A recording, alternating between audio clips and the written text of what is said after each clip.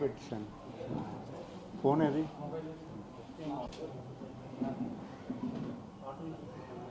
Phone లేదా నీ phone పెట్టి ఇక్కడ.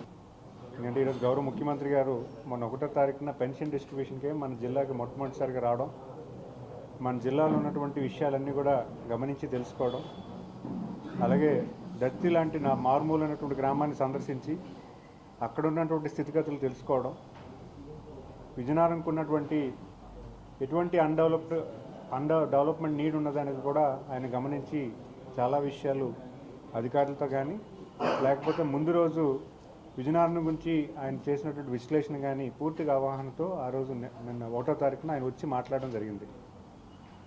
ఎందుకంటే ఈరోజు ప్రతి నెల గౌరవ ముఖ్యమంత్రి గారు ప్రజల దగ్గరికి వెళ్ళి ఒక ప్రాంతానికి వెళ్ళి ప్రాంతంలో ఉన్నటువంటి ప్రజానికాన్ని కలుసుకునే కాకుండా అక్కడ ఉన్నటువంటి స్థితిగతులు తెలుసుకొని అసలు ఏ రకమైన అభివృద్ధి మనకు అలవర్చాలి, ఆయన అనుకున్నటువంటి అభివృద్ధి 15% గ్రోత్ రేట్ ఏదైతే అనుకుంటున్నారో దాన్ని అలవర్చడానికి ఏ రకంగా మనం పరిపాలన చేయాలన్న దాని మీద ఆయన గత 16 నెలలుగా ఆయన చేసినటువంటి ప్రయత్నం. ఈరోజు పేదల సేవలో అనే కార్యక్రమం గజపతినగరం నియోజకవర్గంలో దత్తిరాజుల మండలం దత్తి గ్రామం ఎంచుకొని ముఖ్యంగా అక్కడ ఆ ప్రాంతానికి కావాల్సినటువంటి సారవగడ్డ మినీ రిజర్వాయర్ ప్రాజెక్ట్ కూడా అనౌన్స్ చేయడం మాకు చాలా సంతోషకరమైన వార్త. సుదీర్ఘకాలంగా ఎప్పటి నుంచో మనకు స్వాతంత్రం వచ్చినప్పటి నుంచి కూడా ప్రాజెక్ట్ కావాలని అక్కడ ఉన్నటువంటి నా ప్రజానికం అందరూ కూడా కోరుకున్నటువంటి విషయం. అది చాలా చిన్న ప్రాజెక్టు, కానీ ఎక్కువగా ఉపయోగపడే ప్రజలకు ఉపయోగపడేటువంటి ప్రాజెక్ట్. అది సుమారు 0.75 TMC కేవలం 27.5 కోట్ల రూపాయలకి మనం కన్స్ట్రక్ట్ చేయొచ్చు. అంటే ఖచ్చితంగా ఎంత చిన్న ప్రాజెక్ట్ అయినా ఎక్కువ మైలేజ్ వచ్చినటువంటి ప్రాజెక్ట్ అది. మరి అలాంటి ప్రాజెక్టు ఆయన దృష్టిలోకి తీసుకెళ్ళి గౌరవ ముఖ్యమంత్రి గారు కూడా చాలా సింపుల్గా ఇంత చిన్న ప్రాజెక్టు ఎంత మంచి ప్రాజెక్ట్ అని కూడా ఆయన కూడా అనడం మా అందరికీ కూడా చాలా సంతోషం. ఎందుకంటే అనౌన్స్ చేస్తారు, వెంటనే అనౌన్స్ చేయడం జరిగింది. అధికారులు కూడా మీరు ఎన్ని సంవత్సరాలు ఎన్ని రోజుల్లో కట్టగలుగుతారని కూడా అడగడం జరిగింది. వాళ్ళు ల్యాండ్ ఎక్విజిషను టెండర్ ఫ్లోట్ చేసి కట్టడానికి కనీసం 18 మాసాలు అన్నారు. నాకు 18 కాదు 2 సంవత్సరాలు ఇస్తాను, ఎట్టి పరిస్థితులు ఈ ప్రాజెక్ట్ నాకు పూర్తి చేయాలని కూడా ఆయన కూడా ఆదేశాలు ఇవ్వడం జరిగింది.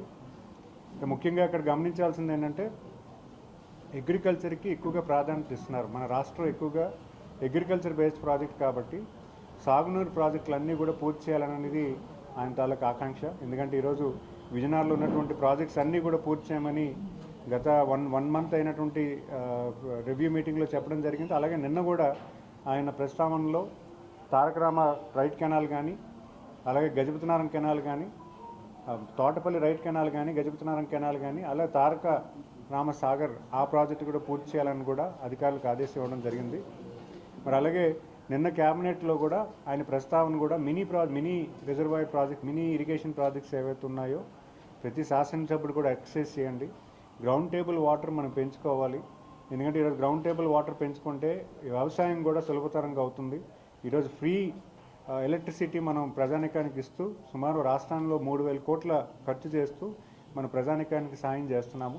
ఎందుకంటే ఏదైతే ఫ్రీ పవర్ ఇస్తూ, అలాగే ఈరోజు గ్రౌండ్ టేబుల్ వాటర్ పెరిగితే ఆ ఖర్చు కూడా మనకు తగ్గించే పరిస్థితి ఉంటుంది. ఎందుకంటే అంత విశ్లేషణ కేవలం మన నాయకుడు గౌరవ ముఖ్యమంత్రి గారికే తెలిస్తే స్టార్ట్. ఎందుకంటే మనం చెప్పినటువంటి మినీ ఇరిగేషన్స్ ప్రాజెక్ట్స్ కూడా ఎంతవరకు లబ్ధి చేకూరుతుంది అన్న విషయం కూడా ఆయన విశ్లేషణ చేసేంత పరిస్థితి ఈరోజు మన నాయకుడి దగ్గర ఉంది.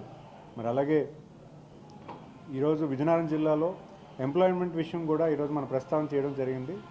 భవిష్యత్ కాలంలో కొన్ని ప్రాజెక్ట్స్ మన విజయనగరంకి కేంద్రీకృతంగా కొన్ని ప్రాజెక్ట్స్ కూడా అనౌన్స్ చేస్తానని కూడా మా అందరికీ కూడా హామీ ఇవ్వడం జరిగింది.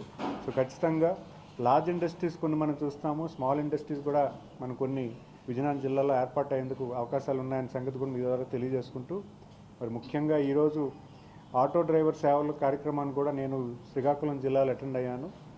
ఈరోజు శ్రీశక్తి పథకం కింద ఎవరైతే మహిళలకి ఉచితంగా బస్ ట్రావెల్ చేస్తున్నారో విశేషమైనటువంటి ఆదరణ లభిస్తున్న విషయం కూడా మనం గమనించాలి. ఎందుకంటే ఈరోజు చదువుకున్న విద్యార్థులు మహిళలు ఎవరైతే ఉన్నారో వాళ్ళందరూ కూడా చదువుకోగలుగుతున్నారు, ఉద్యోగ నిమిత్తం కూడా కొత్త అవకాశాలు తెచ్చుకోగలుగుతున్నారు. స్వయం ఉపాధికి కూడా ఏదైనా చేయాలంటే వాళ్ళు వెళ్ళి అక్కడ ప్రతి ఊరు వెళ్ళి ప్రొక్యూర్మెంట్ చేసుకొని వాళ్ళు స్వయం ఉపాధి కానీ రిటైల్ షాప్స్ కానీ ఇంకేదైనా అవకాశాలు వెతుక్కోవాలన్నా కూడా వెళ్ళడం జరుగుతుంది. అంతేకాకుండా వాళ్ళకి ఇష్టదైవం ఎవరైతే ఉన్నారో ఆ ఇష్టదైవాన్ని కూడా వాళ్ళు దర్శించుకోవడానికి కూడా వాళ్ళకి ఒక అవకాశం దొరికింది.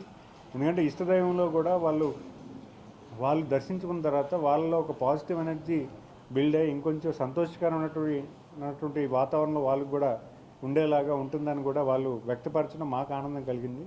సో అలాంటి పరిస్థితుల్లో ఎవరైతే ఆటో డ్రైవర్లు ఉన్నారో వాళ్ళకి ఇబ్బంది అవ్వకూడదు, వాళ్ళు కూడా వాళ్ళ కుటుంబాలు కూడా ఇబ్బంది అంటే ఏదైతే ఈ ఫ్రీ బస్సు వల్ల వాళ్ళు ఇంపాక్ట్ అవుతున్నారని తెలిసి గౌరవ ముఖ్యమంత్రి గారు వాళ్ళు అడగకపోయినా వెంటనే మా ఎలక్షన్ ప్రామిస్ కాకపోయినా ఈరోజు సుమారు 436 కోట్ల రూపాయలని వేచించి సుమారు 2 లక్షల పైబడి ఆటో డ్రైవర్లకి ఈరోజు 15,000 రూపాయలు ఇవ్వడం జరిగింది.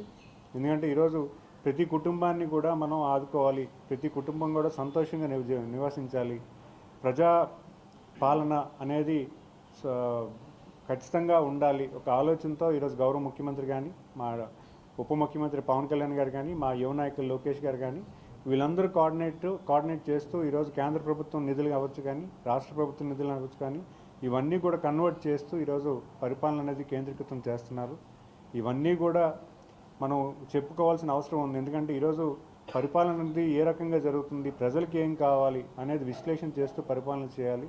ఈరోజు గౌరవ ముఖ్యమంత్రి గారు అదే పని చేస్తున్నారనే సంగతి మీ ద్వారా ప్రజానీకానికి తెలియజేసుకుంటున్నాను. ముఖ్యంగా విజయనగరం వాసులు అలాగే మా దత్తిరాజర్ మండలం ఉన్నటువంటి దత్తి గ్రామ ప్రజానీకానికి అలాగే మన అధికారులు ఎవరైతే చాలా షార్ట్ టైంలోనే గౌరవ ముఖ్యమంత్రి గారు వస్తున్నారంటే వెంటనే అన్ని ఏర్పాట్లు చేసి అన్ని రకాలుగా సదుపాయాలు కల్పించి ప్రజలకి వీలుగా ఆయన్ని దర్శించుకోవడానికి అవకాశం కల్పించినటువంటి అధికారులకి అందరికీ కూడా నేను ధన్యవాదాలు తెలియజేసుకుంటున్నాను.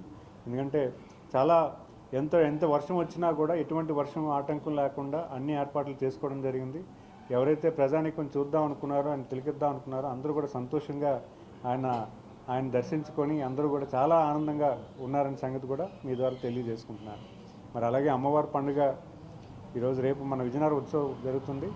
ఇప్పటికే అమ్మవారి పండుగకి తాలూకా ఏదైతే అలజడి ఎందుకంటే ప్రజలు చాలామంది చుట్టాలు కానీ స్నేహితులు కానీ అందరూ కూడా మనకు రావడం జరుగుతూ ఉంటుంది.